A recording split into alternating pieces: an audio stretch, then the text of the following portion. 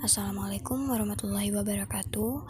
Perkenalkan, saya Badriani Saputri, NIM A1S1197071 dari Ruang 001, Program Studi Bimbingan dan Konseling Fakultas Keguruan dan Ilmu Pendidikan Universitas Jambi semester 4.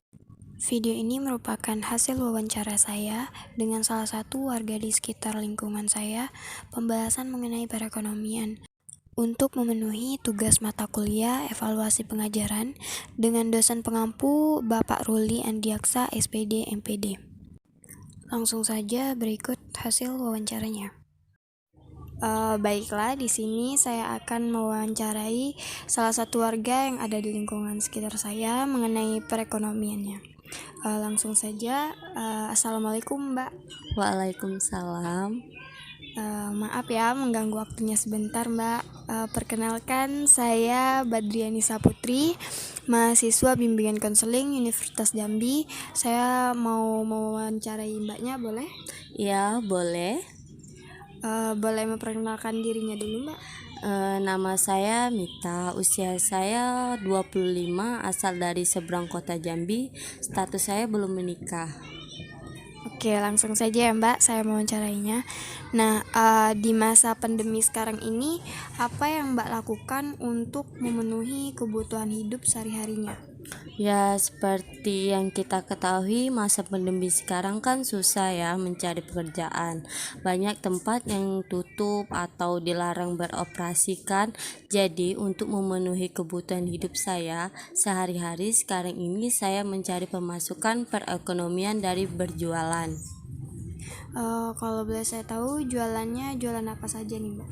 Saya jualan bakso bakar, gorengan, sosis, es gitu. Untuk jualan itu sendiri di mana Mbak? Apakah di rumah atau dititipkan ke warung-warung atau yang bagaimana?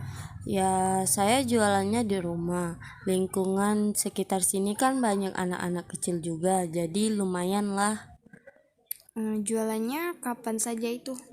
Kalau untuk jualannya sih setiap hari. Saya mulainya dari jam 11 sampai sore. Untuk pendapatannya sendiri itu bagaimana Mbak? Untuk pendapatannya ya, per hari sehari itu kalau lagi rame-ramenya bisa sampai 100.000 per hari atau bisa lebih, tapi kalau lagi sepi ya nggak sampai segitu, jadi tergantung situasinya juga. Tapi apakah hasil dari pendapatan tersebut cukup untuk memenuhi kebutuhan sehari-harinya?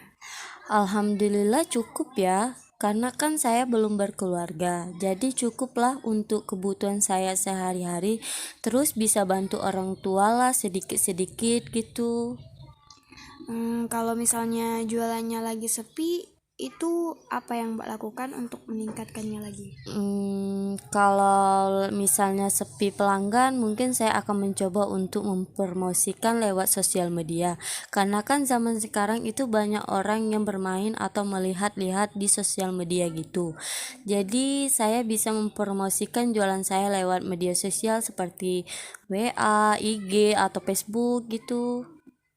Oke, selain berjualan itu, apakah ada kegiatan lainnya, Mbak? Kegiatan lain? Enggak ada sih, paling cuman bantu-bantu di rumah saja. Nah, Mbak, dari penghasilan jualan tadi, apakah bisa dihasilkan atau dialihkan ke hal lain gitu, misalnya seperti ditabung atau untuk keperluan hal lain lagi gitu yang bisa dimanfaatkan lagi? Ya, dari hasil itu juga saya bisa nabung lah sedikit-sedikit untuk simpanan kalau nantinya ada suatu hal yang darurat. Alhamdulillah masih bisa menabung dari penghasilan jualan itu. Meskipun kita harus hemat-hemat juga kan, karena pandemi ini semuanya tuh agak lebih sulit baik dari segi ekonomi atau kegiatan yang lainnya gitu.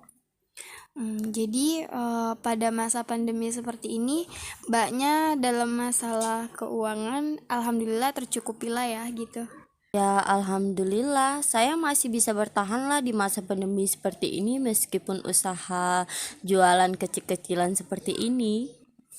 Oke, Mbaknya bisa memberikan sedikit motivasi nggak nih buat orang-orang di luar sana meskipun dalam keadaan masa pandemi seperti ini? Ya, saya sih cuma bisa bilang meskipun dalam masa pandemi ini semuanya menjadi serba sulit. Kita sebagai rakyat kecil juga harus berusaha untuk memenuhi kebutuhan hidup kita sehari-hari gitu kan.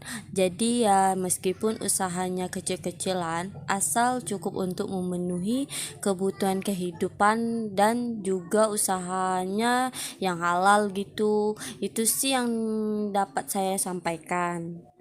Oke, kalau begitu terima kasih atas waktu yang telah Mbak berikan. Semoga apa yang Mbaknya sampaikan tadi bisa bermanfaat bagi kita semua. Sekali lagi saya ucapkan terima kasih, Mbak. Ya, sama-sama. Itulah hasil wawancara saya dengan warga sekitar di lingkungan saya. Lebih dan kurang saya mohon maaf. Wassalamualaikum warahmatullahi wabarakatuh.